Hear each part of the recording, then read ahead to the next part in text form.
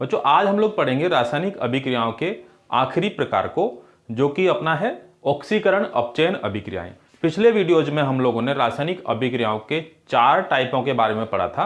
अगर अभी तक आप लोगों ने उन वीडियोज को नहीं देखा है तो एक बार डिस्क्रिप्शन बॉक्स में जाकर उन वीडियोज को आप जरूर देखें। शुरू करते हैं अपना आज का प्रकार ऑक्सीकरण एवं अपचयन अभिक्रियाएं। मेरा नाम है मोहित जैन और आप देख रहे हैं आपका अपना चैनल केमिस्ट्री तैयारी .com। आइए बच्चों शुरू करते हैं ऑक्सीकरण अपचयन अभिक्रियाएं, या इनको हम लोग क्या बोलते हैं बच्चों, रेडॉक्स अभिक्रियाएं। रेडॉक्स अभिक्रियाएं, ठीक है। रेडॉक्स अभिक्रियाएं का क्या मतलब होता है? रेडॉक्स अभिक्रियाओं का क्या मतलब होता है बच्चों? रेडॉक्स, जैसा कि नाम से बच्चों पता चल रहा है, यहां पर रेड या इंग्लिश में अगर इसको देखें रेडॉक्स, तो ये जो अपना रेड है इसका मतलब होता है रिडक्शन, और ऑक्स का मतलब होता है बच्चों ऑक्सीडेशन। रिडक्शन और ऑक्सीडेशन, रिडक्शन मतलब अपचयन और ऑक्सीडेशन का मतलब ऑक्सीकरण या उपचयन। तो ऐसी रासायनिक अभिक्रियाएं जिनमें ऑक्सीकरण और अपचयन दोनों ही अभिक्रियाएं होती हैं उनको हम लोग क्या बोलते हैं? रेडॉक्स अभिक्रियाएं। या इसी को हम लोग दूसरे शब्द में ऐसे बोल सकते हैं, ऐसी रासायनिक अभिक्रियाएं जिनमें एक पदार्थ का ऑक्सीकरण होता है और दूसरे पदार्थ का अपचयन होता है। ठीक है, तो अपनी क्या परिभाषा हो जाएगी रेडॉक्स अभिक्रियाओं की? ऐसी रासायनिक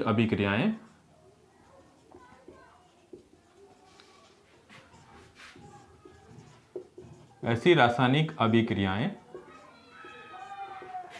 जिनमें ऑक्सीकरण व अपचयन अभिक्रियाएं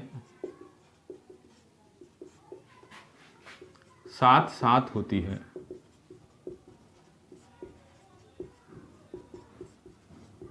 ऐसी अभिक्रियाओं को हम लोग क्या बोलते हैं? रेडॉक्स अभिक्रियाएं। या इसी को ही हम इस तरह से बोल सकते हैं, एक पदार्थ का, ऐसी रासायनिक अभिक्रियाएं जिनमें एक पदार्थ का ऑक्सीकरण, ठीक है, और दूसरे पदार्थ का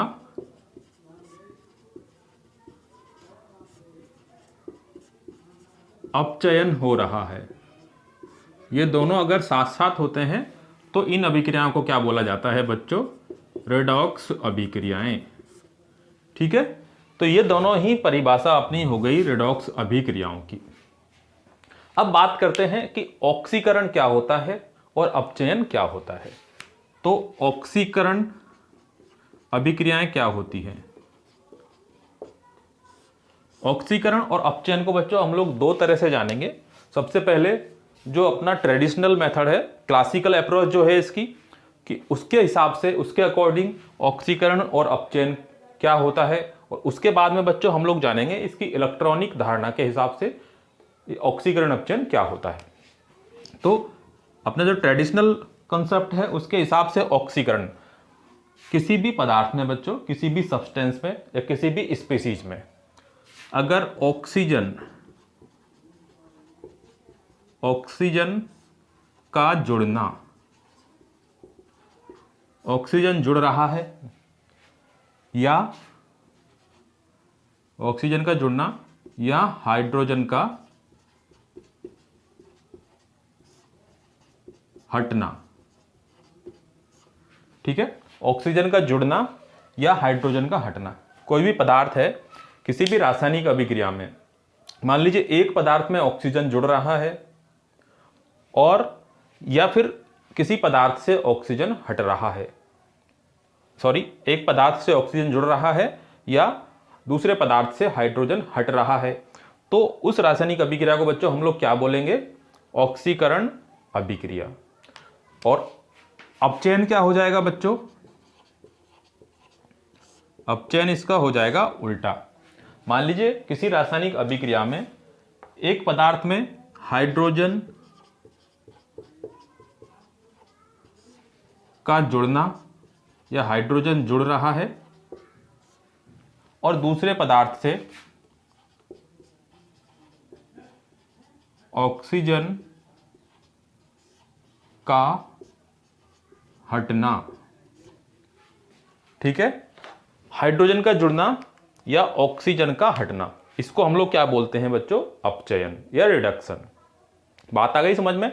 मान लीजिए किसी रासायनिक अभिक्रिया में कोई एक पदार्थ है, उसमें ऑक्सीजन जुड़ रहा है या किसी दूसरे पदार्थ से हाइड्रोजन हट रहा है, तो उसको हम लोग क्या बोलेंगे? ऑक्सीकरण। और मान लीजिए किसी रासायनिक अभिक्रिया में एक पदार्थ में हाइड्रोजन जुड़ रहा है या हाइड्रोजन का जुड़ना हो रहा है और दूसरे पदार्थ से ऑक्सीजन निकल रहा है, तो उस रासायनिक अभिक्रिया को हम लोग बोलेंगे अपचयन अभिक्रिया। और ऐसी रासायनिक अभिक्रिया जिसमें ये दोनों ही एक साथ हो रही है, ऑक्सीकरण और अपचयन, उनको क्या बोलते हैं बच्चों? हम लोग रिडॉक्स अभिक्रियाएं।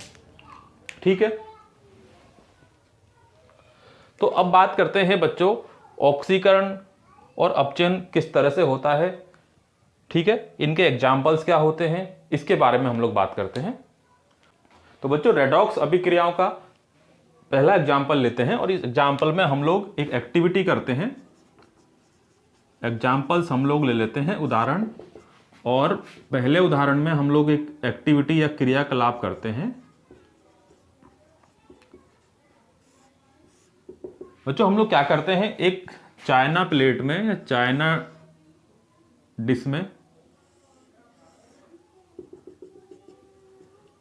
हम क्या ले लेते हैं? कॉपर चूर्ण।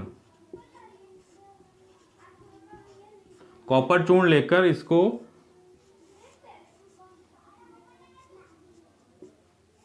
हम लोग गर्म करते हैं। ठीक है, कॉपर चूर्ण लेकर हम इसको गर्म करते हैं, तो हम लोग क्या देखते हैं? थोड़ी देर बाद में कॉपर का जो चूर्ण है उसका कलर काला पड़ने लग जाता है। ठीक है, काला होने लग जाता है। तो इन दोनों के बीच में कोई रासायनिक अभिक्रिया हो रही है। जैसे ही हम लोग इसको गर्म करते हैं तो ये वायु में उपस्थित ऑक्सीजन के साथ में अभिक्रिया करके क्या बनाता है बच्चों?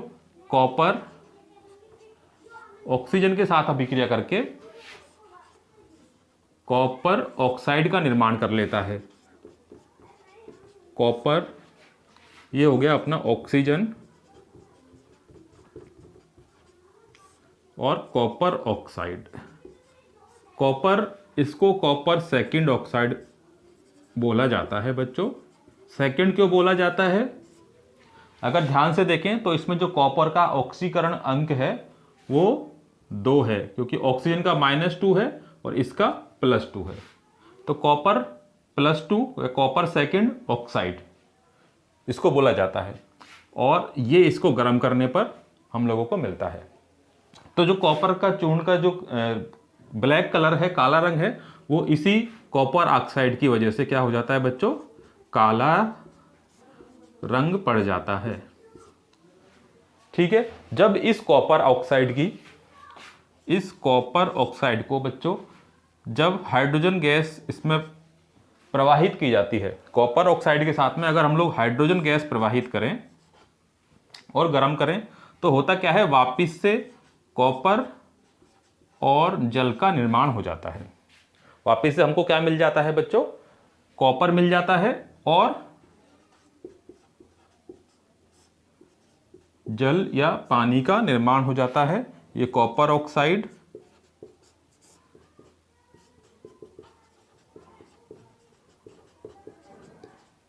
और ये अपना है हाइड्रोजन गैस।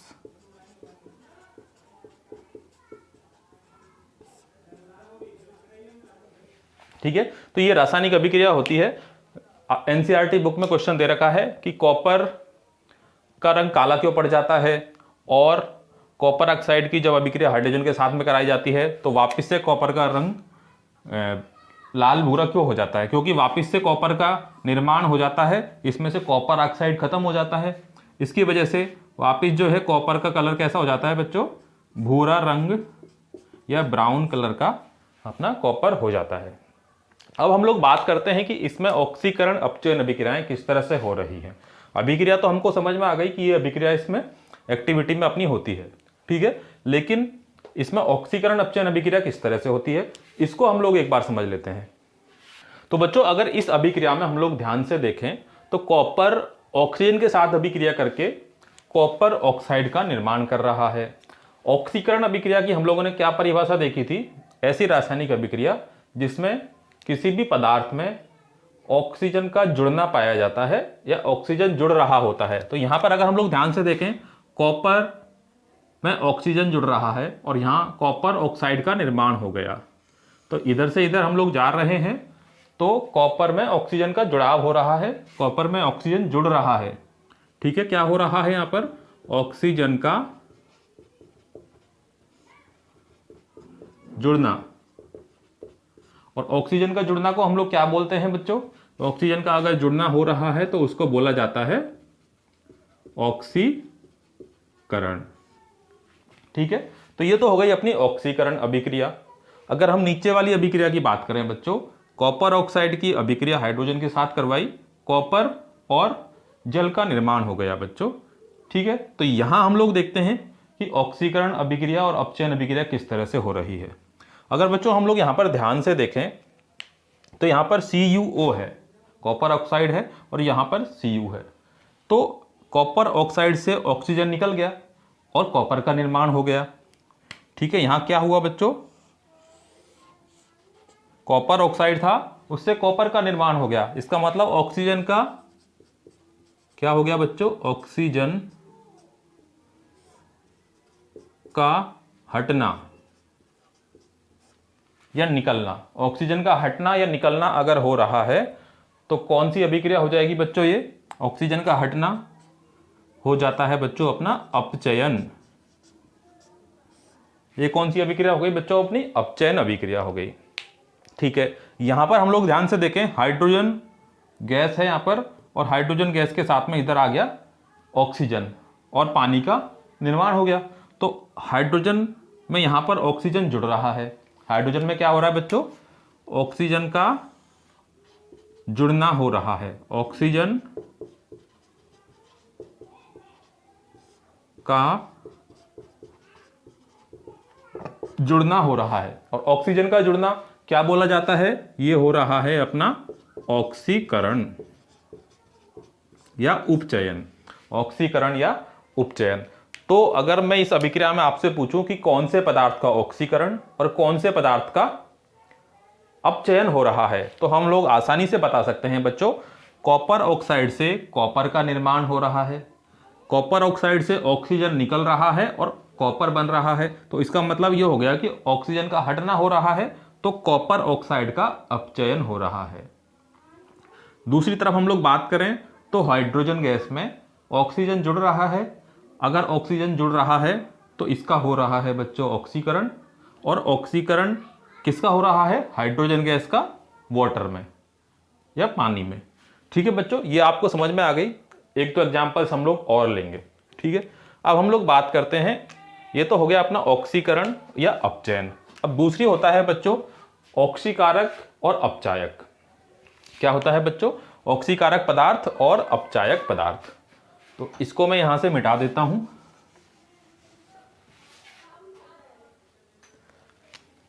ऑक्सीकारक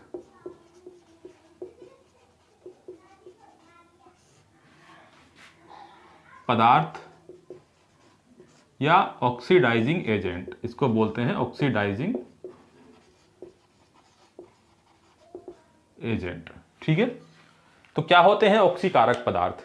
अगर बच्चों यहां पर आप लोग ध्यान से देखें तो कॉपर ऑक्साइड, कॉपर में क्या हो रहा है, अपचयित हो रहा है। कॉपर ऑक्साइड का कॉपर में अपचयन हो रहा है, तो इसको क्या बोलेंगे, कॉपर ऑक्साइड अपचयित हो रहा है कॉपर में, ठीक है। कॉपर में अपचयित हो रहा है, किस वजह से हो रहा है ये कॉपर ऑक्साइड कॉपर में अपचयन, क्योंकि ऑक्सीजन यहां से निकल रहा है और हाइड्रोजन का पानी में या जल में ऑक्सीकरण हो रहा है। तो बच्चों ऑक्सीकारक पदार्थ वो होते हैं जो दूसरों को ऑक्सीकृत कर देते हैं। यहां पर हम लोग देखें तो कॉपर ऑक्साइड में से जब ऑक्सीजन निकला तभी तो हाइड्रोजन गैस ने उसको ग्रहण किया, तभी तो हाइड्रोजन गैस के साथ में वो ऑक्सीजन जुड़ा, तो इसका मतलब हो गया हाइड्रोजन का ऑक्सीकरण कब हुआ, जब कॉपर ऑक्साइड ने ऑक्सीजन छोड़ा या कॉपर ऑक्साइड ने ऑक्सीजन दिया, तभी तो इसको ऑक्सीजन मिला, और ऑक्सीजन मिला तो इसका क्या हुआ, ऑक्सीकरण हुआ। तो इसका मतलब हो गया ऐसे पदार्थ जो दूसरों को ऑक्सीकृत कर देते हैं। कॉपर ऑक्साइड ने हाइड्रोजन को ऑक्सीजन देकर इसको क्या कर दिया, ऑक्सीकृत कर दिया। तो यहां पर कॉपर ऑक्साइड क्या हो जाएगा बच्चों, यहां पर कॉपर ऑक्साइड क्या हो जाएगा, ऑक्सीकारक। क्या हो जाएगा, ऑक्सीकारक।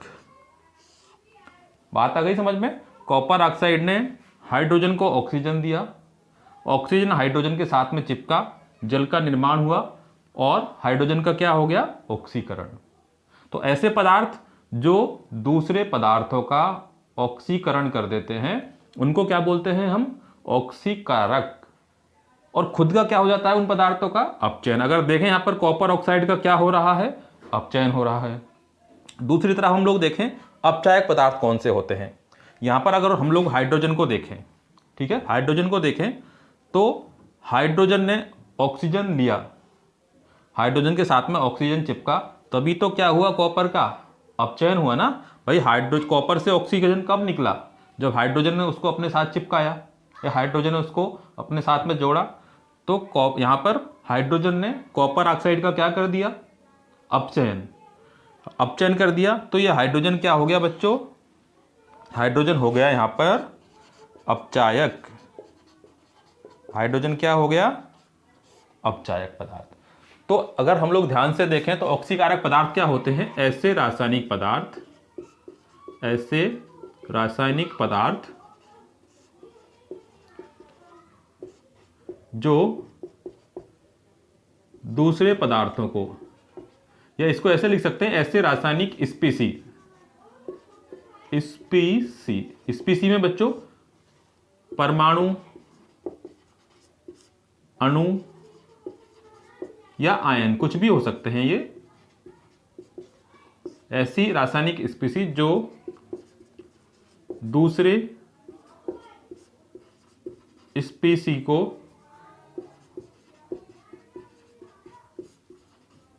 जो दूसरे पदार्थों को ऑक्सीकृत कर देते हैं, ऑक्सीकृत कर देते हैं और खुद अपचयित हो जाते हैं। और खुद क्या हो जाते हैं बच्चों, अपचयित हो जाते हैं। इनको हम लोग क्या बोलते हैं, ऑक्सीकारक बोला जाता है बच्चों। क्या बोला जाता है, ऑक्सीकारक। जो दूसरे पदार्थों को ऑक्सीकृत कर दे, दूसरे पदार्थों का ऑक्सीकरण कर दे, उनको ही क्या बोला जाता है, ऑक्सीकारक। ठीक है। और ऐसे रासायनिक, यहां पर देखो कॉपर ऑक्साइड क्या है, ऑक्सीकारक है, क्योंकि इसने हाइड्रोजन का जल में ऑक्सीकरण कर दिया। ठीक है। कैसे किया हाइड्रोजन का जल में ऑक्सीकरण, अपने पास से ऑक्सीजन देकर। भाई इसने ऑक्सीजन दिया तभी तो हाइड्रोजन के साथ में ऑक्सीजन का जुड़ना हुआ, और जुड़ना हुआ ऑक्सीजन का, तो ये क्या हो गया, ऑक्सीजन का, सॉरी हाइड्रोजन का क्या हो गया, ऑक्सीकरण। अब बात करते हैं हम लोग अपचायक पदार्थों की। अपचायक, अपचायक पदार्थ, तो सिमिलरली जो पदार्थ दूसरों को ऑक्सीकरण कर देते हैं और दूसरों का ऑक्सीकृत कर देते हैं उनको हम लोग बोलते हैं ऑक्सीकारक पदार्थ। और ऐसे पदार्थ या ऐसे रासायनिक स्पीसीज, ऐसे रासायनिक स्पीसीज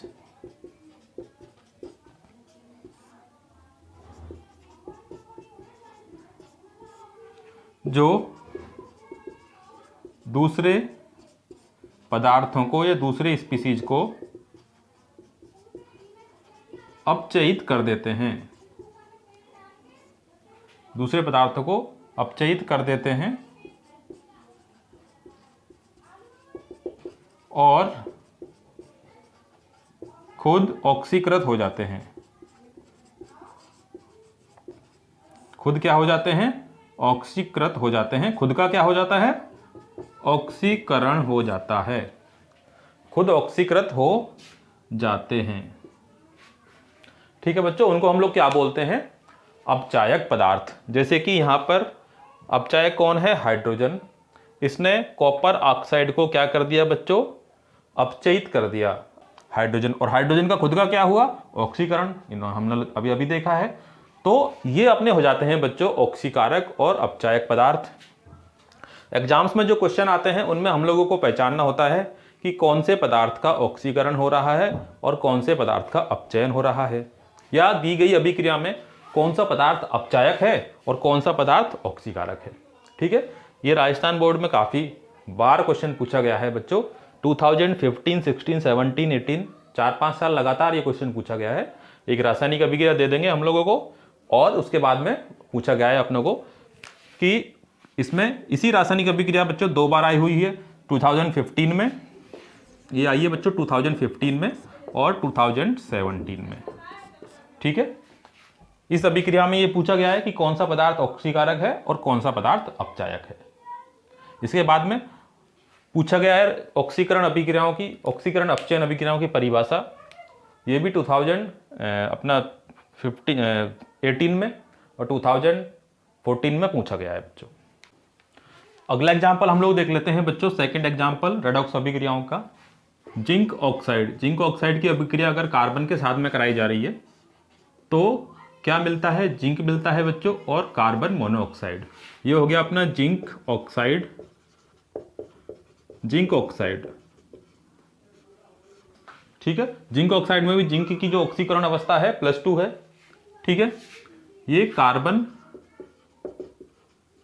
ये हो गया अपना जिंक मिल गया, और carbon monoxide gas, carbon monoxide gas का निर्माण हो जाता है। अब हमें इस अभिक्रिया में बताना है कि कौन से पदार्थ का ऑक्सीकरण हो रहा है और कौन से पदार्थ का अपचयन हो रहा है। यहां पर जिंक ऑक्साइड बच्चों ध्यान से देखते हैं तो जिंक ऑक्साइड ये जिंक में बदल रहा है।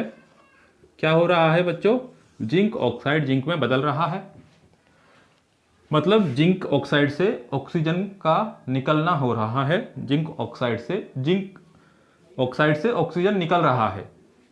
तो ऑक्सीजन का निकलना क्या हो जाता है बच्चों, अपचयन। ऑक्सीजन का निकलना क्या हो जाता है, अपचयन। तो जिंक ऑक्साइड का क्या हो रहा है, अपचयन हो रहा है। कार्बन, और यहां पर बात करें हम कार्बन से, कार्बन मोनोऑक्साइड का निर्माण हो रहा है। यहां पर ऑक्सीजन जुड़ रहा है कार्बन में, अगर ऑक्सीजन कार्बन में जुड़ रहा है तो क्या हो रहा है बच्चों, कार्बन का ऑक्सीकरण, कार्बन का हो रहा है ऑक्सीकरण। अब बात करते हैं कौन सा पदार्थ ऑक्सीकारक है और कौन सा पदार्थ अपचायक है। देखिए, जिंक ऑक्साइड का अपचयन हो रहा है तो ये हो गया बच्चों ऑक्सीकारक। क्या हो गया ये, जिंक ऑक्साइड ऑक्सीकारक। क्यों हो गया ऑक्सीकारक, क्योंकि जिंक ऑक्साइड से ऑक्सीजन निकलता है और वो कार्बन के साथ जुड़ता है। कार्बन के साथ जुड़ता है तो क्या होता है, कार्बन का ऑक्सीकरण। अगर जिंक ऑक्साइड से ऑक्सीजन नहीं निकलता तो कार्बन को ऑक्सीजन नहीं मिलता, तो कार्बन का ऑक्सीकरण भी नहीं होता। तो ये जिंक ऑक्साइड कार्बन को क्या कर देता है, ऑक्सीकृत कर देता है। तो इसलिए ये हो गया बच्चों ऑक्सीकारक, ऐसा पदार्थ जो दूसरे पदार्थों को क्या कर देता है, ऑक्सीकृत कर देता है, या दूसरे पदार्थों को क्या कर देता है, ऑक्सीकरण कर देता है। अब बात करते हैं अपचायक की। तो अपचायक सीधा सा कौन हो जाएगा, ये कार्बन क्या हो जाएगा बच्चों, अपचायक हो जाएगा, क्योंकि ऐसा पदार्थ जो दूसरे पदार्थों को अपचयित कर देते हैं। अपचयित कैसे किया, जिंक ऑक्साइड से इसने ऑक्सीजन लिया, तभी तो ये अपचयित हुआ, तभी तो इसका अपचयन हुआ जिंक में। तो ये बच्चों हो गया अपना अपचायक। ठीक है, ये आप लोगों को अच्छी तरह से समझ में आ गया होगा। अगला एग्जाम्पल हम लोग बच्चों ले लेते हैं, MnO2 प्लस HCl हाइड्रोक्लोरिक अम्ल, ये अपना बनाता है MnCl2 plus H2O plus chlorine gas. ठीक है, इसको एक बार हम लोग संतुलित कर लेते हैं। क्लोरीन क्या है, इस तरफ 4 है, ये अपना 4 हो जाएगा बच्चों। ठीक है, ये 4 क्लोरीन हो गया, 4 हाइड्रोजन, ये 4 हाइड्रोजन हो गया, 2 ऑक्सीजन, 2 ऑक्सीजन, Mn1 ठीक है। तो हो गई अपनी संतुलित रासायनिक अभिक्रिया। Manganese dioxide, manganese dioxide. इसमें Mn बच्चों कौन सी ऑक्सीकरण अवस्था में है? +4 ऑक्सीकरण अवस्था में। ठीक है, मैग्नीज का ऑक्सीकरण अंक कौन सा है? +4, क्योंकि ऑक्सीजन पे एक ऑक्सीजन पे -2 होता है, तो 2 पर क्या हो जाएगा? -4। तो ऑक्सीजन पे -4 हो गया, तो इस पर ऑब्वियसली +4 रहेगा। अच्छा, 4 HCl के साथ अभिक्रिया करके MnCl2 का निर्माण कर रहा है बच्चों, और साथ में वाटर और क्लोरीन गैस का भी निर्माण कर रहा है। इसमें हम लोगों को बताना है कौन से पदार्थ का ऑक्सीकरण हो रहा है और कौन से पदार्थ का अपचयन हो रहा है। ठीक है, तो यहां पर बच्चों हम लोग ध्यान से देखें तो मैग्नीज ऑक्साइड ये किस में बदल रहा है बच्चों? ये बदल रहा है MnCl2 में। मैग्नीज MnO2 MnCl2 में बदल रहा है, इसका मतलब ऑक्सीजन निकल रहा है, और ऑक्सीजन निकल रहा है तो इसका क्या हो जाएगा बच्चों? अपचयन। इसका हो गया अपचयन। और HCl को अगर हम लोग ध्यान से देखें तो इसमें ऑक्सीजन यहां पर क्या हो रहा है बच्चों? जुड़ रहा है, हाइड्रोजन से क्लोरीन निकल रहा है और ऑक्सीजन का जुड़ना हो रहा है, तो ये हो गया बच्चों ऑक्सीकरण किसका? HCl का। HCl का हो जाएगा ऑक्सीकरण, और मैग्नीज डाइऑक्साइड का अपचयन हो रहा है, लेकिन ये HCl को क्या कर रहा है? ऑक्सीकृत कर रहा है, तो ये है अपना ऑक्सीकारक। ऑक्सीकारक कौन है? MnO2। और HCl क्या है बच्चों? HCl है ये अपचायक, क्योंकि ये मैग्नीज डाइऑक्साइड को MnCl2 में अपचयित कर रहा है। इस तरह से भी देख सकते हैं, यहां पर देखें चाहे, या इसको हम लोग देखें HCl से बच्चों क्या हो रहा है? हाइड्रोजन का निकलना और क्लोरीन गैस का निर्माण हो रहा है। तो हाइड्रोजन का निकलना या ऑक्सीजन का जुड़ना क्या बोला जाता है? ऑक्सीकरण। ठीक है, तो इस तरह से ये बच्चों अपने हो गए एग्जांपल्स ऑक्सीकरण अपचयन अभिक्रियाओं के। ठीक है, अब ऑक्सीकरण अपचयन अभिक्रिया या रेडॉक्स अभिक्रियाओं का ये अपना जो क्लासिकल अप्रोच हो गया, क्लासिकल कंसेप्ट हो गया कि ऑक्सीजन के या हाइड्रोजन के जुड़ने या हटने के आधार पर हम लोग रेडॉक्स अभिक्रियाओं की परिभाषा को देते हैं। अब हम लोग बात करते हैं, तो बच्चों अब हम लोग बात करते हैं रेडॉक्स अभिक्रियाओं की इलेक्ट्रॉनिक धारणा की। इलेक्ट्रॉनिक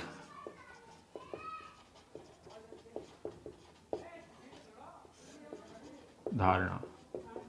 इलेक्ट्रॉनिक धारणा, जैसा कि नाम से पता चल रहा है बच्चों, इसमें हम लोग इलेक्ट्रॉनों के ट्रांसफर की बात करेंगे या इलेक्ट्रॉनों के आदान प्रदान की हम लोग बात करेंगे। जैसे कि मान लीजिए कोई भी रासायनिक अभिक्रिया है बच्चों, ऑक्सीकरण क्या हो जाएगी? ऑक्सीकरण। ऑक्सीकरण बच्चों क्या होगा? ऑक्सीकरण अभिक्रिया वो अभिक्रिया रासायनिक अभिक्रिया हो जाएगी जिसमें किसी भी पदार्थ से इलेक्ट्रॉनों का क्या हो रहा है बच्चों? इलेक्ट्रॉन का निकलना या इलेक्ट्रॉनों का ह्रास हो रहा है। इलेक्ट्रॉनों का ह्रास अगर हो रहा है, इलेक्ट्रॉनों का लॉस अगर हो रहा है, तो उसको हम लोग क्या बोलेंगे? ऑक्सीकरण। ठीक है, और अपचयन क्या हो जाएगा बच्चों? ऐसी रासायनिक अभिक्रिया जिसमें किसी पदार्थ में इलेक्ट्रॉन जुड़ रहे हैं या इलेक्ट्रॉनों का जुड़ाव हो रहा है। इलेक्ट्रॉन का जुड़ना या इलेक्ट्रॉनों को ग्रहण करना।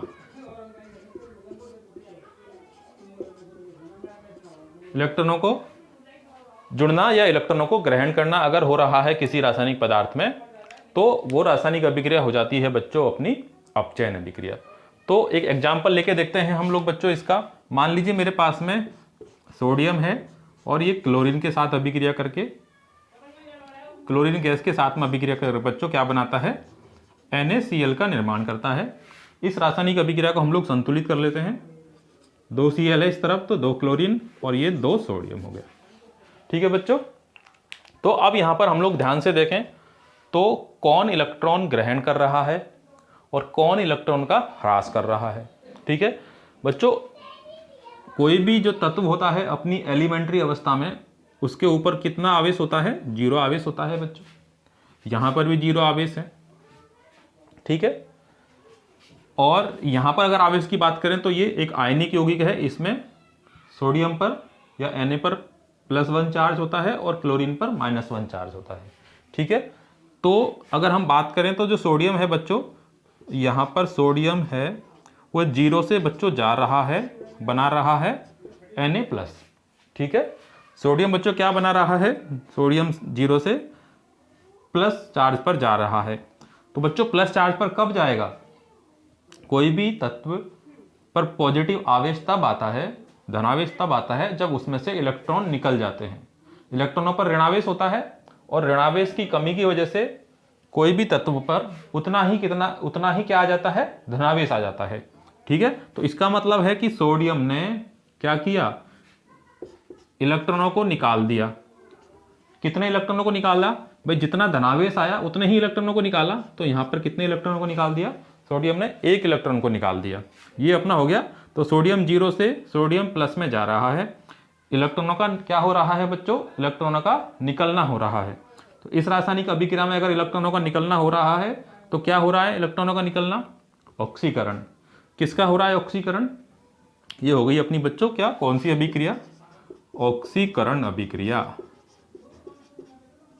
ऑक्सीकरण अभिक्रिया, किसका ऑक्सीकरण हो गया, सोडियम का, क्योंकि सोडियम से 1 इलेक्ट्रॉन निकल रहा है और सोडियम प्लस आयन का निर्माण हो रहा है। अब बात करते हैं क्लोरीन की, ठीक है। अगर हम यहाँ 2 सोडियम की बात करेंगे बच्चों तो 2Na+ बनेगा और 2 इलेक्ट्रॉन निकलेंगे, वो बात एक ही है, ठीक है। हमने 1 सोडियम परमाणु की बात करी है। क्लोरीन की बात करें तो क्लोरीन अपना 0 से जा रहा है बच्चों, क्लोरीन माइनस पर, ठीक है। अब यहाँ पर क्लोरीन से क्लोराइड आयन का निर्माण हो रहा है, ऋणावेशित आयन का निर्माण हो रहा है।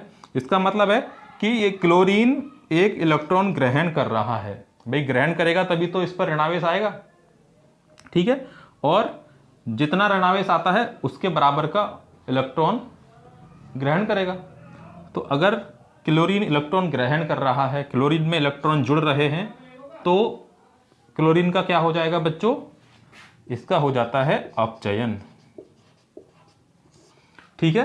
तो यहां पर हम लोग ध्यान से देखें तो सोडियम का क्या हो रहा है बच्चों, ऑक्सीकरण हो रहा है। सोडियम का बच्चों क्या हो रहा है, ऑक्सीकरण हो रहा है। और क्लोरीन का क्या हो रहा है, क्लोरीन का हो रहा है बच्चों अपचयन, ठीक है। अब सोडियम का अगर ऑक्सीकरण हो रहा है तो ये हो गया बच्चों अपचायक। क्यों है बच्चों ये अपचायक, क्योंकि ये सोडियम क्या दे रहा है बच्चों, क्लोरीन को इलेक्ट्रॉन। भाई सोडियम से इलेक्ट्रॉन निकलेंगे तभी तो क्लोरीन इलेक्ट्रॉन को ग्रहण करेगा, और ग्रहण करेगा तभी तो इसका क्या हो जाएगा, अपचयन हो जाएगा।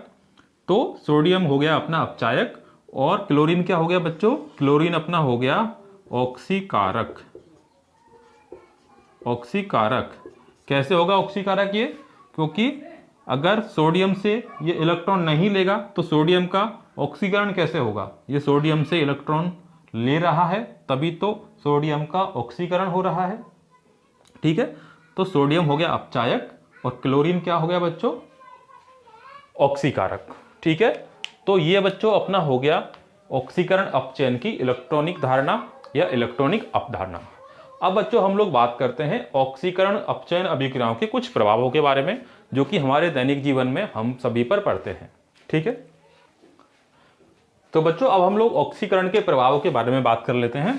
ऑक्सीकरण के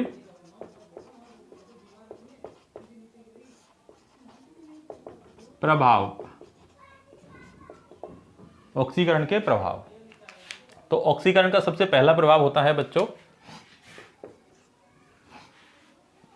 कोरोजन या संक्षारण। संक्षारण या कोरोजन। कोरोजन क्या होता है बच्चों, कोरोजन। नॉर्मली हम लोगों ने देखा होगा कि जितनी भी धातुएं होती हैं, क्या होती हैं बच्चों, जितनी भी धातुएं होती हैं जैसे कि लोहा, एल्यूमिनियम, चांदी या फिर तांबा, कॉपर, जब नई होती हैं तो चमकदार होती हैं, उन पर एक स्पेशल चमक होती है, कुछ खास चमक होती है। लेकिन जैसे जैसे थोड़े टाइम के बाद में जैसे जैसे टाइम बीतता है तो उनकी चमक फीकी पड़ने लगती है।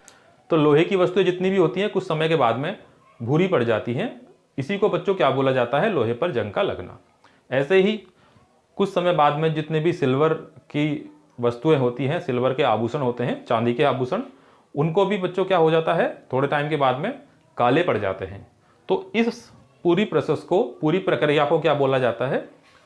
संक्षारण या कोरोजन बोला जाता है। बच्चों इसकी परिभाषा क्या हो जाएगी? धातुओं का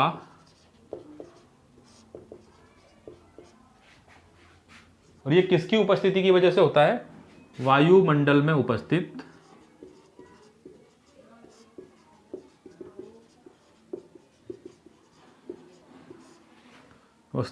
धातुओं का वायुमंडल में उपस्थित गैसों, नमी व रासायनिक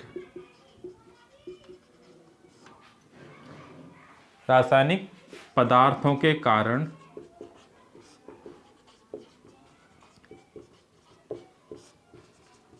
क्षय होना या मतलब नष्ट होना के कारण क्षय क्या कहलाता है? संक्षारण कहलाता है। संक्षारण कहलाता है। धातुओं का वायुमंडल में उपस्थित गैसों, नमी और रासायनिक पदार्थों के कारण क्षय होना या नष्ट होना ही संक्षारण कहलाता है। जितनी भी ये धातुएं होती है, जैसे कि मैंने बात करी, लोहा, एल्यूमिनियम, सिल्वर या चांदी, कॉपर, ये सभी बच्चों संक्षारण के कारण धीरे धीरे नष्ट होती जाती हैं। जैसे कि लोहे पर जब बहुत ज़्यादा जंग लग जाती है तो वो टूटने लग जाता है या नष्ट होने लग जाता है। तो हम लोग इसके एग्जाम्पल्स बच्चों दे सकते हैं। सबसे पहला एग्जाम्पल हम लोग अगर बात करें तो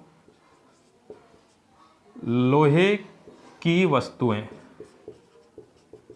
जितनी भी लोहे की ऑब्जेक्ट्स होते हैं, लोहे के वस्तुएं होते हैं, जब ये नई होती हैं बच्चों तो क्या होती हैं?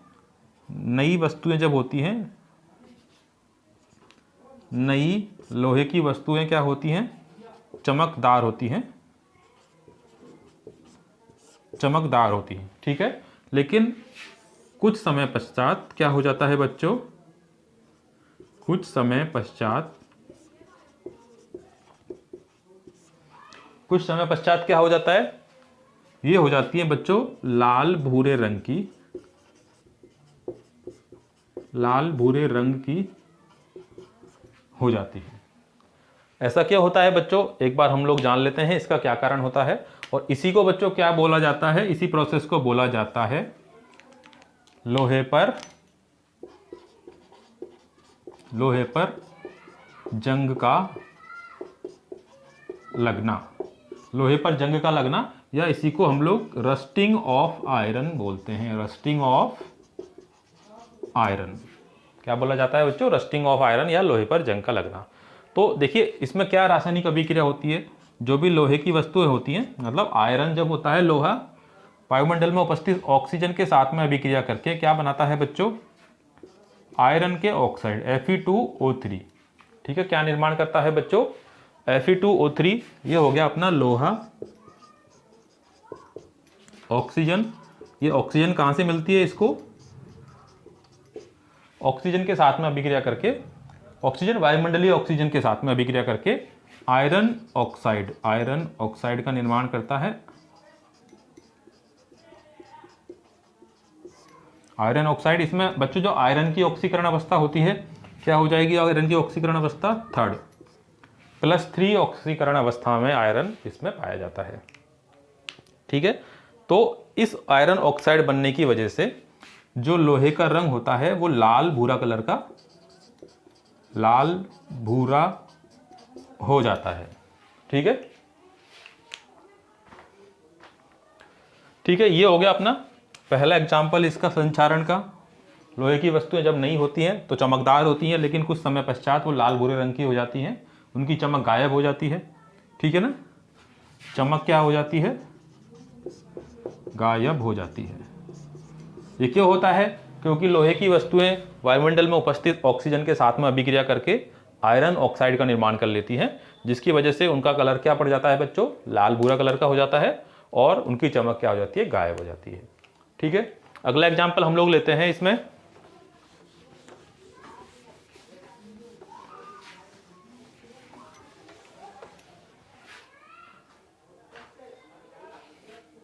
बच्चों जो कॉपर की वस्तुएं होती हैं, सेकेंड एग्जाम्पल अपना है इसमें, नई कॉपर वस्तुएं। जब कॉपर की वस्तुएं नई होती हैं, कॉपर के बर्तन हो गए या कोई भी दूसरी वस्तुएं, तो उनकी भी बच्चों क्या होती है, एक खास चमक होती है, चमकदार होती है।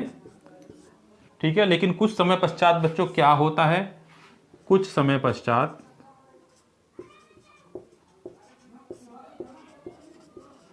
ये चमक गायब हो जाती है और कॉपर की जो वस्तुएं होंगी, कॉपर के बर्तन आप लोगों ने घरों में देखेंगे, वो क्या पड़ जाते हैं बच्चों, हरे रंग के हो जाते हैं, हरे रंग के हो जाते हैं। ठीक है, तो ये हरे रंग के होने का क्या कारण है बच्चों, कॉपर बच्चों क्या करता है, कॉपर ऑक्सीजन के साथ में अभिक्रिया करके CuO कॉपर ऑक्साइड का निर्माण करता है बच्चों। ये हम लोग इसको संतुलित कर लेते हैं। ये कॉपर हो गया, वायुमंडल में उपस्थित ऑक्सीजन के साथ में अभिक्रिया करके कॉपर ऑक्साइड, कॉपर ऑक्साइड का निर्माण करता है। ये कॉपर ऑक्साइड आगे वायुमंडल में उपस्थित CuO, ये कॉपर ऑक्साइड वायुमंडल में उपस्थित कार्बन डाइऑक्साइड के साथ में अभिक्रिया करके क्या बना लेता है बच्चों, copper carbonate CuCO3, copper carbonate का निर्माण कर लेता है। ये हो गया अपना कॉपर ऑक्साइड।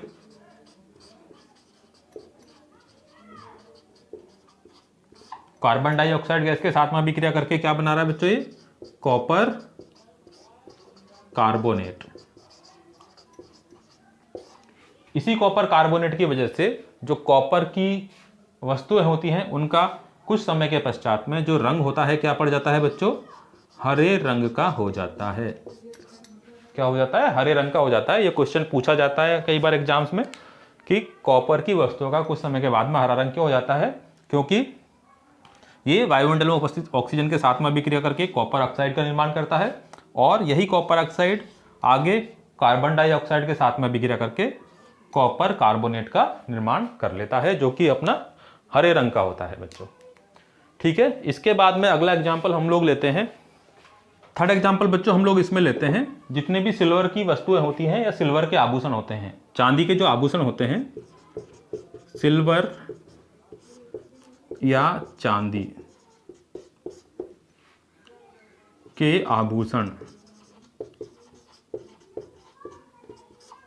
ठीक है ना, जब नए होते हैं तो उनमें चमकदार होते हैं। ठीक है, नए जब होते हैं, लेकिन उनमें भी थोड़े टाइम के बाद में क्या हो जाता है बच्चों, ये काले रंग के पड़ जाते हैं, काले कलर के, काले रंग के हो जाते हैं कुछ समय पश्चात।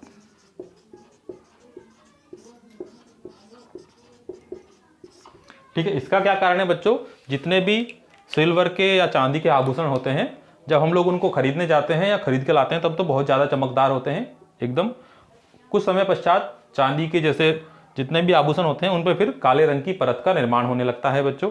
तो ये होता है बच्चों, जो सिल्वर होता है वो वायुमंडल में उपस्थित सल्फर के साथ में, सल्फर के साथ में बच्चों क्या करता है, अभिक्रिया करता है और सिल्वर सल्फाइड का निर्माण कर लेता है बच्चों। ये हो गया अपना सिल्वर। ठीक है, ये हो गया अपना सिल्वर और ये सल्फर। ठीक है, ये क्या बना लिया बच्चों, इसमें सिल्वर सल्फाइड, सिल्वर सल्फाइड का निर्माण अपना इसने कर लिया है बच्चों। तो यहां पर देखें तो इसका ऑक्सीकरण किस तरह से होता है बच्चों, ये सिल्वर है, यहां पर 0 से बच्चों किस में जा रहा है, सल्फर होता है बच्चों -2 में। तो यहां पर देखें तो सिल्वर का क्या हो जाएगा बच्चों, 2 सिल्वर हैं तो इसमें +2 में बच्चों। ठीक है, तो सिल्वर पर कितना आ गया ऑक्सीकरण अंक, +2। तो सिल्वर का क्या हो रहा है बच्चों, इलेक्ट्रॉन का निकलना, इलेक्ट्रॉन का निकलना, तभी तो धनावेश आता है। तो इलेक्ट्रॉनों का निकलना बच्चों क्या हो रहा है यहाँ पर, सिल्वर का ऑक्सीकरण। तो ऑक्सीकरण होने की वजह से सिल्वर क्या हो जाता है बच्चों, ये काले रंग का पड़ जाता है सिल्वर सल्फाइड बनने की वजह से। ठीक है, तो ये अपना उदाहरण हो गया संचारण का। एक लास्ट उदाहरण और ले लेते हैं बच्चों हम लोग इसमें, और अगले उदाहरण में हम लोग लेते हैं एल्यूमिनियम। एल्यूमिनियम की वस्तुओं को भी जब हम काफ़ी समय तक रख देते हैं तो उनकी चमक भी बच्चों क्या हो जाती है, फीकी पड़ जाती है। ये क्यों होता है, क्योंकि एल्यूमिनियम जो है बच्चों, ये एल्यूमिनियम ऑक्सीजन के साथ में अभिक्रिया करके एल्यूमिनियम ऑक्साइड बना लेता है Al2O3। ठीक है, ये अपना हो गया एल्यूमिनियम।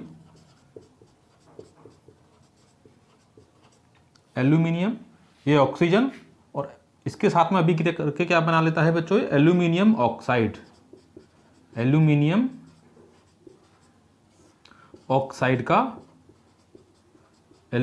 ऑक्साइड का निर्माण कर लेता है।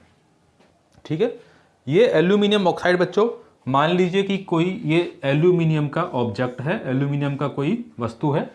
ठीक है, तो ये इसकी सरफेस पर चारों तरफ एल्यूमिनियम ऑक्साइड की परत बन जाती है, क्योंकि ये एल्यूमिनियम क्या करता है बच्चों, ऑक्सीजन के साथ में अभिक्रिया करके एल्यूमिनियम ऑक्साइड की परत अपने चारों ओर बना लेता है। तो ये अपने चारों ओर इस तरह से परत बन जाती है। ठीक है, ये एल्यूमिनियम ऑक्साइड क्या होता है बच्चों, अत्यंत निष्क्रिय यौगिक होता है। अत्यंत निष्क्रिय यौगिक होता है या अत्यधिक स्थायी यौगिक होता है, जो कि और आगे अगर अब एल्यूमिनियम का और अधिक ऑक्सीकरण होना होगा तो वो रुक जाता है। एक्चुअली जो एल्यूमिनियम ऑक्साइड की जो परत चारों तरफ जम जाती है, वो इस एल्यूमिनियम की अब और ऑक्सीजन से अभिक्रिया को रोक देती है, क्योंकि ये एल्यूमिनियम ऑक्साइड जो होता है बच्चों अत्यंत स्थायी यौगिक होता है, अत्यंत निष्क्रिय यौगिक होता है। ये और आगे ऑक्सीजन से अभिक्रिया नहीं कर पाता, और आगे अभिक्रिया नहीं कर पाता ऑक्सीजन से, तो इसका ऑक्सीकरण होने से बच जाता है। मतलब एल्यूमिनियम का और अधिक क्षय होने से बच जाता है, एल्यूमिनियम धातु का और अधिक नष्ट होने से बच जाता है। तो इसीलिए एल्यूमिनियम के केस में जो बच्चों संचारण होता है, एल्यूमिनियम के केस में जो संचारण होता है वो लाभदायक होता है। क्या होता है बच्चों, लाभदायक होता है। बाकी सभी धातुओं के केस में संचारण नुकसानदायक होता है, क्योंकि इसकी वजह से धातुएं क्या हो जाती हैं बच्चों, धातुओं का क्षय या नष्ट हो जाती है। तो ये सारे अपने एग्जाम्पल्स थे संचारण के। अब हम बच्चों बात कर लेते हैं ऑक्सीकरण के दूसरे प्रभाव के बारे में, जिसको हम लोग बोलते हैं विकृत गंधिता या रेंसिडिटी। ऑक्सीकरण का अगला प्रभाव है बच्चों विकृत गंधिता या रेंसिडिटी। नॉर्मली हमने देखा होगा कि वसायुक्त खाद्य पदार्थ होते हैं, जैसे कि नमकीन, पोटैटो वेफर्स, ये कुछ समय जब हम इनको ओपन में रख देते हैं या खुले में रख देते हैं तो ये खराब होने लगते हैं, इनका स्वाद और गंध बदल जाता है। इसी को हम लोग क्या बोलते हैं बच्चों, विकृत गंधिता। तो विकृत गंधिता क्या हो जाएगी बच्चों, वसायुक्त व तेलीय खाद्य पदार्थों का वायु में उपस्थित ऑक्सीजन द्वारा ऑक्सीकरण होना विकृत गंधिता कहलाता है। विकृत गंधिता कहलाता है। ठीक है, जितने भी अपने वसायुक्त और तेलीय खाद्य पदार्थ होते हैं वो वायु में उपस्थित ऑक्सीजन के साथ में अभिक्रिया करके ऑक्सीकृत हो जाते हैं, जिसकी वजह से इनका क्या हो जाता है बच्चों, स्वाद और गंध परिवर्तित हो जाता है या खराब हो जाता है। इसी को हम लोग क्या बोलते हैं, विकृत गंधिता। ठीक है, अब खाद्य पदार्थों को विकृत गंधिता से बचाने के लिए बच्चों हम लोगों को क्या करना चाहिए। सबसे पहले तो कोई भी अगर खाद्य पदार्थ है अपना वसायुक्त या तेलीय खाद्य पदार्थ है तो उसको बच्चों सूर्य के सीधे प्रकाश में नहीं रखना चाहिए। ऐसे खाद्य पदार्थों को एयर टाइट डिब्बों में, जिनमें हवा का स्थानांतरण ना हो सके, उनमें भरकर रखना चाहिए। ठीक है। खाद्य पदार्थों को रेफ्रिजरेटर में निम्न तापमान पर रखना चाहिए। इसके अलावा बच्चों जो ये तेलीय पदार्थ होते हैं जैसे कि नमकीन्स और वेफर्स, इनको पैक करते समय, इनकी पैकिंग करते समय बच्चों इनको क्या करना चाहिए, जितने भी अपने जैसे पोटैटो वेफर्स होते हैं,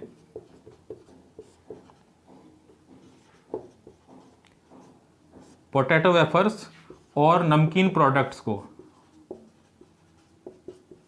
नमकीन प्रोडक्ट्स जितने भी होते हैं बच्चों, इनको पैक करते समय इनकी जो पैकिंग होती है उसमें हाइड्रोजन गैस को ना, उसमें ऑक्सीजन गैस की जगह नाइट्रोजन गैस को भरा जाता है बच्चों। नाइट्रोजन गैस को क्या किया जाता है, उनकी पैकिंग में भरा जाता है। क्योंकि नाइट्रोजन गैस क्या होती है, नाइट्रोजन गैस एक अक्रिय गैस होती है जो कि इन खाद्य पदार्थों से अभिक्रिया नहीं करती है और उसके ऑक्सीकरण को रोकती है। ठीक है। तो ये एक पॉइंट अपना क्वेश्चन पूछा जाता है एग्जाम्स में कि पोटैटो वेफर्स और नमकीन प्रोडक्ट्स की पैकिंग में जो पैकेट्स होते हैं उनमें कौन सी गैस को भरा जाता है या नाइट्रोजन गैस को क्यों भरा जाता है। तो इसलिए भरा जाता है ताकि विकृत गंधिता को रोका जा सके, उन खाद्य पदार्थों को खराब होने से बचाया जा सके। नाइट्रोजन गैस अक्रिय गैस होती है, इसलिए नाइट्रोजन गैस को भरा जाता है। ठीक है। तो बच्चों ये अपने हो गए ऑक्सीकरण अपचयन अभिक्रियाएं या रेडॉक्स अभिक्रियाएं और उनके कुछ प्रभाव। तो बच्चों यहां अपना ये चैप्टर हो जाता है खत्म। अब अगले वीडियो में हम लोग इसके जितने भी एनसीईआरटी क्वेश्चंस हैं उसका एक वीडियो मैं बनाऊंगा। तब तक बच्चों आप लोग पढ़ते रहिए और आगे बढ़ते रहिए। अभी तक आपने अगर इस चैनल को सब्सक्राइब नहीं किया है तो चैनल को सब्सक्राइब जरूर करें।